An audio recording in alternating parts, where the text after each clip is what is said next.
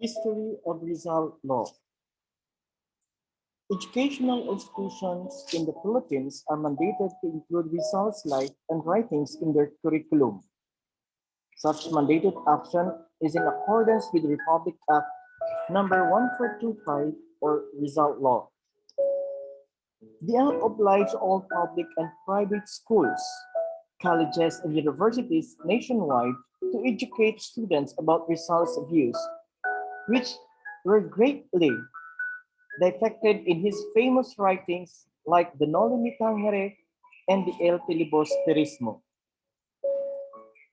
Rizal's firmness toward the abuses of the Spaniards and the role played by the Catholic Church to promote such misconduct during those days were condemned by numerous Catholic Church. Thus, Rizal Law was viewed as an act of degradation to the Catholic beliefs. The Roman Catholic Church in the Philippines strongly opposed the printing and distribution of Rizal's works because they would corrupt the Catholic faith of the new generation. That's what they believed. In the content of the book of Rizal, in his two novels, The Noli Me Tangere, they are afraid that the mind of the individual will be corrupted. It's because of that ideas. If they're going to push through and to allow the Noli Me Tangere and El Filibusterismo na ituturo sa bawat paaralan, natatakot ang mga namamahala noon sa Romanong Katolikong simbahan. The Catholic churches in the country continued to advance their strong opposition to Rizal Law. This opposition persisted until the 1955 Senate election, making then Senator Claro M. Recto the main proponent of the Rizal bill, and the one who sought this sponsorship to accuse the oppositions of communist action.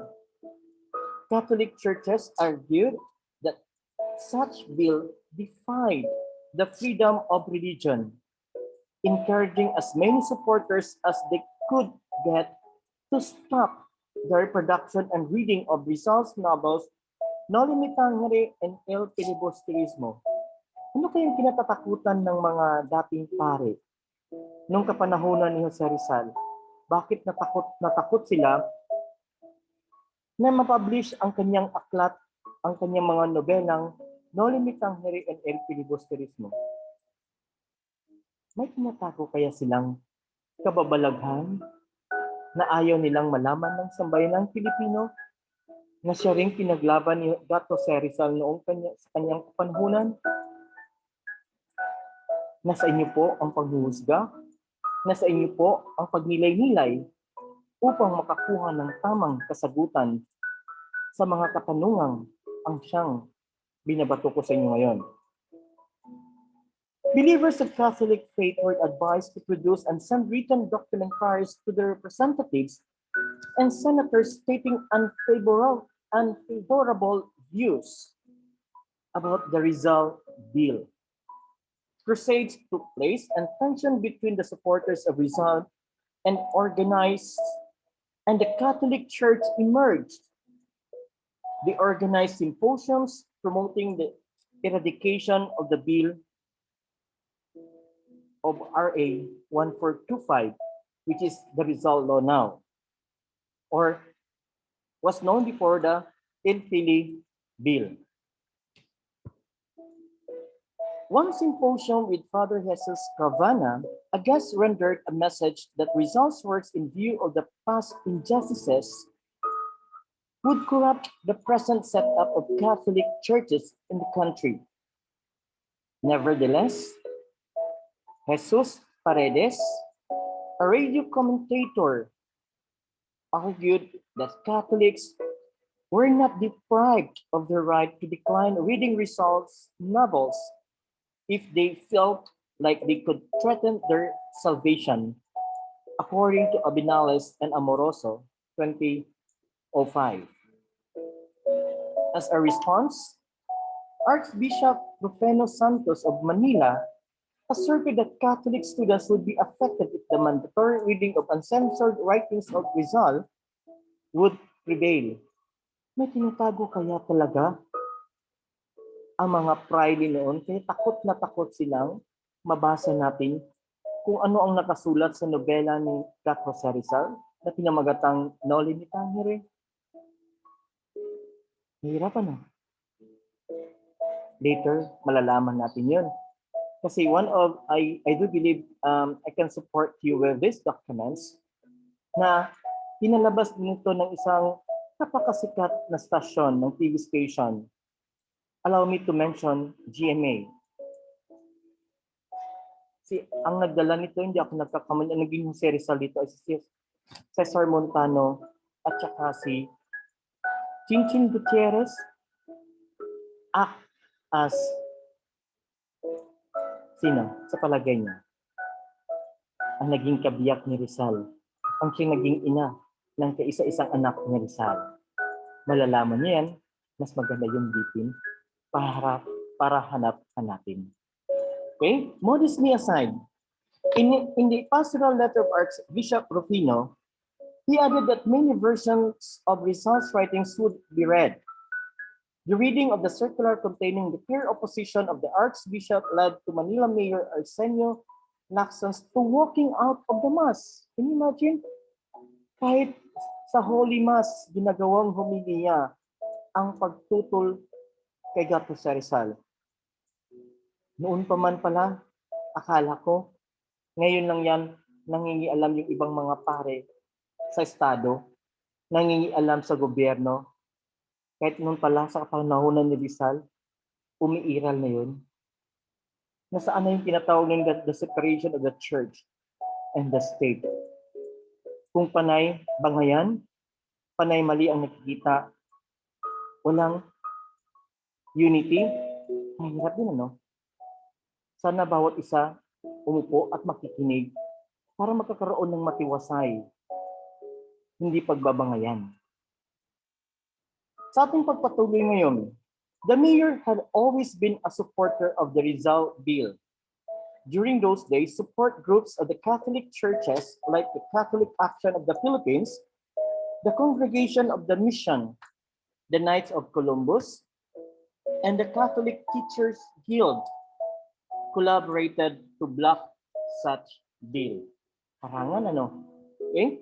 However, a counter movement was also organized by Veteranos de la Revolucion, spirit of 1896, alagad ni Rizal, the Freemasons, and the Knights of Rizal.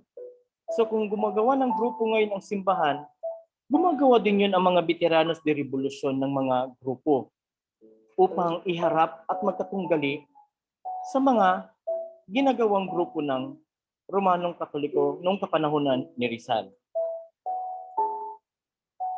In addition, a bill written by both Josepe Laurel and Recto was sponsored by Senate Committee on Education, which was opposed by Francisco Soc Rodrigo, Mariano Jesus Cuenco, and Decoroso Rosales, according to Araneta 2010. Furthermore, Cuenco argued that Rizal directly attacked the practices, beliefs, and creeds of the Catholic Church. Rizal's views were not limited to the abuses of the friars during his days, but it was a total disbelief of the Bible and the Catholic faith. Hindi ko lubusang maintindihan kung talaga nga bang si Rizal ay naging hindi nahuwaran sa pagbabasa ng mga Biblia or hindi naniniwala sa Diyos ng buong may kapal. Kasi kung ating pagnilay-nilayan, reliyoso masyado yung parent niya, may orasyon sila sa bawat alas 6 ng gabi. Tinuturo sa kanila ang banal na kasulatan sa tamang pamamaraan. Ayaw naman din ni Rizal ng ganun na klaseng pag-ugali. Wala naman tayo noon.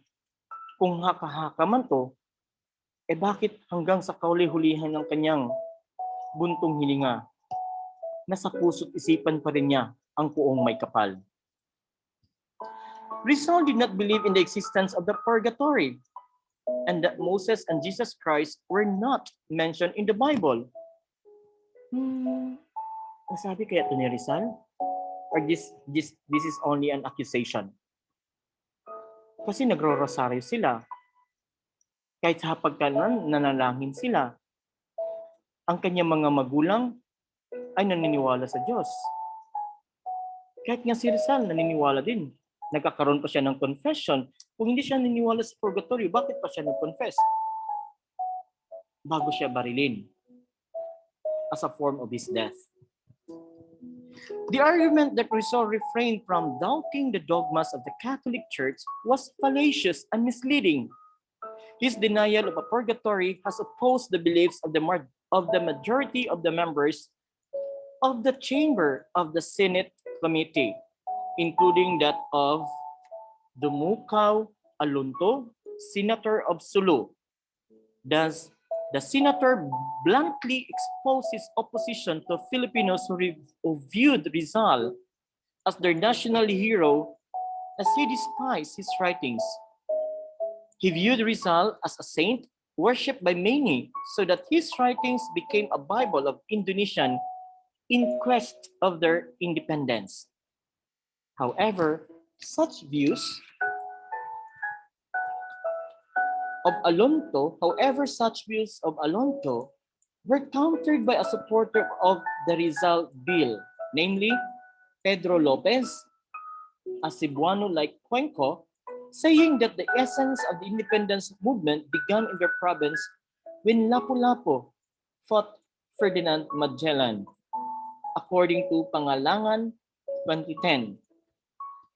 The tension brought by the Rizal Bill led to the threatening of various Catholic schools to close down if the bill was passed.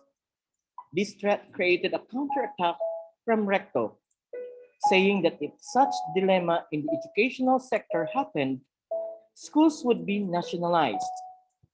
The words of Recto made an impact that led Catholic schools to punish legislators who supported the Rizal Bill by not supporting them or endorsing them in the next election. See, nakita niyo na? Sa kapanahonan pa lang ni Rizal, andoon na pala yung ibang aktibo sa Romano Katoliko nag-i-endorso ng mga politiko. Mga pasaway naman yung ibang politiko. Sa kapanahonan nga natin ngayon, dami din mga pare, lantarang nag-i-endorso din.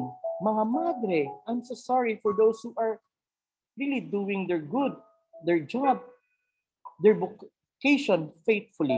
May mga pare din at madre na parehas ang ugali sa kapanahunan ni Rizal.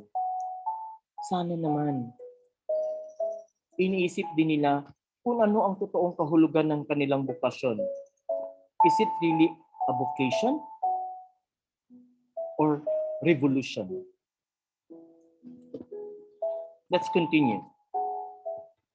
Furthermore, Recto argued that the people who eliminated Rizal's writings from school buried his memories as a national hero or national hero. He added that this was not a fight against Recto, but a fight against Rizal, according to Abinales and Amoroso 2005. The chairman of the Committee of Education catered to the views of the Catholic Church and made adjustments to compromise the opposition and the approbation of the supporters of the Rizal Bill. On May 12, 1956, the inserted compromise on the bill, which specified that only college, university, or colleges students who would have the option of reading unexpurgated versions of clerically contested reading materials such as Noli Me Tangere and El Filibusterismo was approved unanimously. The bill enacted on June 12, 1956, according to Araneta 2010. Now, in that particular scenario, it's very clear in the history of Rizal Law, dami na nag-oppose. Ano kayang magandang mga batas na pwede nating gawin? Maganda man yung may mag-oppose, Pero tingnan sana natin ang both sides kung naka-benefit ba ito, nakakatulong. Minsan sa paggawa ng batas ay hinaharang ng iba kasi nagkakaroon at nasasagasaan yung mga personal interest. Yung iba natatakot, baka madadamay ang kanilang pangalan. Yung iba natatakot, baka maharangan ang kanilang mga halikhain. Matapang nga si Senator Clara M. Recto, si Joseph P. Laurel. Pinagpatuloy nila, kung hindi, nagkataon, hindi natin pag-usapan ngayon ang literatura tungkol kay Jose Rizal. May contribution nga siyang nagawa, may nailikha nga siya. Kaya sa lahat mga nagtatanong ngayon, bakit included ang Rizal subject sa lahat ng curriculum sa colleges and universities? Ito lang po ang tugon ko. Pakibasa lang po RA 1425 or known as the Rizal Law. Maraming salamat po. Hanggang sa sunod nating diskusyon. Naway pagpalain tayo ng pong may kapal. Stay safe everyone. God bless you.